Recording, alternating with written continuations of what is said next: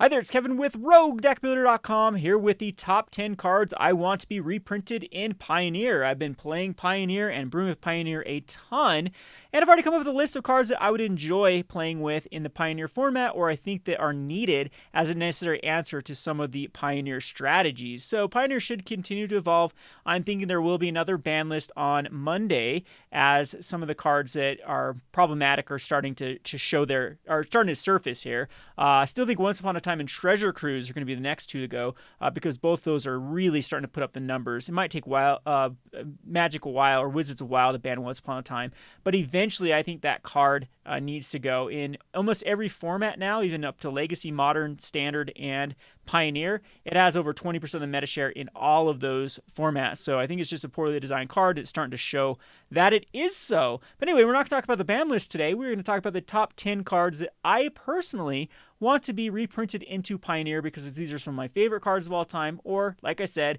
I just think they'd be a benefit to the format. So we're going to start off with a couple necessary hate cards, and the first one is going to be Thalia, Guardian of Thraben. I think that Pioneer would benefit from this card, and this would be a necessary evil, because there are quite a bit of blue spell-based decks. Blue-white controls one, lands or another one that are just casting spell, and we need a way to slow them down. Arclight Phoenix, another one, where Thalia, Guardian of Thraben would give these aggro hate bears type decks a little more oomph and be able to combat those particular strategies. There are some mono white decks that are doing well right now, but if you are going aggro right now, it looks like you're going green or red or Gruul. So combining the two. So those are your go-to. There are a couple of mono blue lists out, but it seems to be the premier aggro to race the spell-based decks is just to smash face. I'd like to see a Hate Bears type strategy enter the mix with Thalia, Guardian of Thraben. There's a humans list also that I think would benefit from the Thalia. So on to my number 9, this is another hate card that sees play in most formats that it's legal. This is the Bazooka Bog. So having a land at exile graveyards I think is pretty neat in the formats. It's not really broken because it enters the battlefield tapped. In a format where land types matters, with the shocks have the dual type, so do the Battle for Zendikars have the dual type, and then the Shadows for Innistrad lands require you to have specific land types for them to come in and play untapped, as well as the check lands from Ixalan. So Bazooka Bog is one of those cards that will slow you down if you play it, but the upside is you get to exile all cards from target player's graveyard. So these type of cards I think are good to stop the more degenerate things of Delve, or like if they're going to continue to have Treasure Cruise and Dig Through Time in the format, I think Bazooka Bog absolutely needs to come in, and it also makes Delirium a lot harder to get. I mean, if Emrakul starts to become a problem, Bazooka Bog can also slow that down. So I think this is a necessary evil that needs to come into the Pioneer format. Alrighty, so on to my number 8. My number 8 is Battle Hymn. This was one of my favorite cards printed when I started the channel. The first deck that I ever made on this channel was Epic Experiment. It kind of catapulted the popularity of this channel. Actually hit 1,000 subscribers quite quick back during when YouTube didn't really have a lot of MTG creators, and it was on the helm of Battle Hymn and Experiment 1. So my favorite combo would be Young Pyromancer and Battle Hymn, and you just create a bunch of creatures and then add red your mana pool for each of those creatures, and then cast a big Epic Experiment. What we're needing in this format for cards like Epic Experiment is some mana generation in the form of spells. Like, we have a lot of ways to ramp lands, and we have a lot of rocks or other mana dorks. Battle Hymn, I think, wouldn't be too broken for the format, because you can easily just sweep all the creatures and then the spell is useless. So in the deck that I like to play it in with the Young Pyromancer, it was very easy to get a bunch of elementals. You have Saheeli in the format too, and then cast that massive Epic Experiment and hopefully hit enough burn spells or whatever it is. Our particular win condition was Burn at the Stake. We don't have like a Burn at the Stake type card, but possibly we could run something like Perforos, or I think there's a one out of Ravnica that deals the damage for each creature control. Possibly that could be the win condition. So Battle Hymn, it's a personal favorite of mine.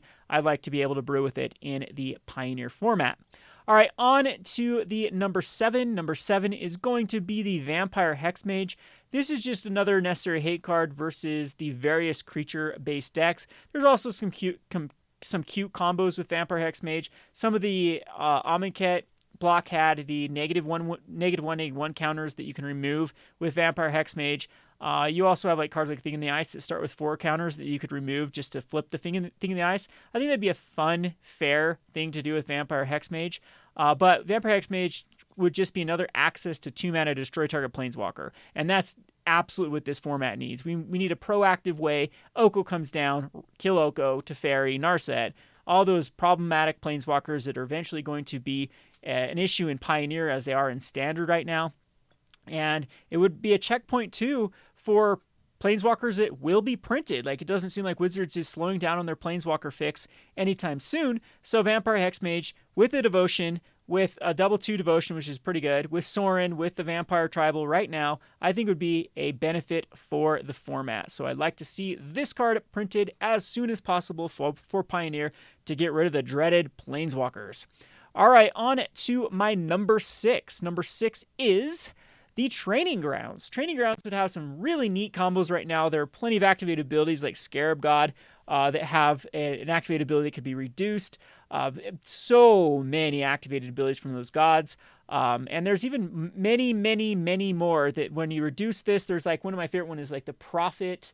Oh, it's out of Oath of the Gatewatch where you draw a card for active. So same thing with the Fairy that just got printed. If you can reduce the activated ability for those to two mana, draw a card, I think this would be pretty sweet in like a mono blue Devotion based deck to reducing those activated abilities. I guess it reduces Thassa's ability as well. But there are many, many, many, many, many creatures in the format right now that could benefit from a Training Grounds. I think it's a fair spell. It's just not quite there for Modern, and that's kind of the cards that I'm looking at, is these cards I've tried to make work in Modern. The format's just too powerful, but if we brought them into Pioneer, they'd probably be perfectly balanced for the format. So Training Grounds always been a favorite of mine, playing in a ton of Commander decks. I think it'd be a benefit for this format. So, on to my number 5. Number 5 is going to be the Mayor of Averbrook. I've always loved the Werewolf Tribal or the Wolf Tribal, and then the Humans Tribal with this as well. So other humans you control get +1/+1, so it's an Anthem effect for humans. We have like the Spirits, we have a bunch of the other ones now. I think this one would be a great one for any sort of humans. Humans right now are going Jeskai mainly, or 4-color. Some are going 4-color. No, I think they are in 5-color still. A lot of the human-based decks for Pioneer, with Collected Company being one of the ways to get a bunch of your humans out. So, of course, I want this guy. He transforms into the Halpauk Alpha, which gives all wolves and werewolves +1/+1, and at the beginning of your end step, put a 2/2 green wolf creature token on the battlefield. So you can actually have that with a Night Pack Howler, and then getting 4/4s, 2 4/4s every turn. Seems pretty legit. So Wolf Tribal, definitely something that I would like to explore and see if it could actually be viable in the Pioneer format. All right, so we're going to go on to the number 4. Number 4 is Burning Inquiry. Waste Not's one of my favorite cards ever printed. Waste Not just doesn't really have enough oomph right now to make it work in the Pioneer format. I end up dropping it from some of my decks that were full on Waste Not decks. All you have is Dark Deal and Whispering Madness that really wheel. And then even looking at other discard-based spells, there's a couple of them that can do 2, but most cost 3 or more, like Rakdos Return to even get 2 cards is 4 mana. So therefore, I think that to have Waste Not be something legitimate, you'd need some wheel type effects or something that where each player discards cards at random. Burning Inquiry would be their go-to one. I think it'd also make Hollow One legit. So I'm not like saying that Faithless Looting should be in this format, but something like Burning Inquiry I think this format could definitely handle. That at this point, though, you probably would need to ban Treasure Cruise and Dig Through Time. Some of the other Delve cards would get much better, like the Gurmag Angler. But we're actually not seeing too many of those cards. There's actually a lack of these cards. There's a Soulflare deck that would probably benefit from Burning Inquiry, but the randomness of this card really, really makes you want to put it in a deck that doesn't care what goes to the graveyard, and in that case, that is the Waste Not. One of the things I found about Waste Not versus Pioneer versus Modern is a lot of the cards that make opponents discard cards, like Kolaghan's Command, for example, are Choice, and Choice is such a feels-bad scenario with Waste Not because they're always going to give you the card that you need the least. So if you need to be drawing into an answer, they're going to be discarding a creature. If you are needing a creature, they're going to, of course, discard anything else. And the worst part is a lot of your spells, they end up getting a land ditched, and then you can't even use the mana that you get from it. So Burning Inquiry can lead some really sweet plays after Waste Not by actually lands going to the graveyard and generating a lot of mana. But anyway, I would love to have Burning Inquiry. Probably won't happen, but it's a favorite card of mine. All right, on to my number 3. Number 3 is the Oversold Cemetery. This is one of my favorite cards ever printed. It's the most nostalgic card because it was one of the very first competitive decks I ever built during the Onslaught era. It was a green-black rock deck with the Phyrexian, it was like the Phyrexian Overlord or something like that gave something -4, -4, and the Ravenous Baloth, which was a creature that you could sack to gain 4 life. So you filled up your graveyard with a bunch of creatures that could kill themselves, and then you got to choose to have one come back from your graveyard. So it was just a utility deck. And this is a very, very fair card in the scope of things. You have to have 4 more creature cards in your graveyard, and then just 1 creature at the beginning of your upkeep that comes back. There's plenty of graveyard-based hate in the format. Even suggested we put Bazooka Bog in the format. So I think this is easily something to be kept in check.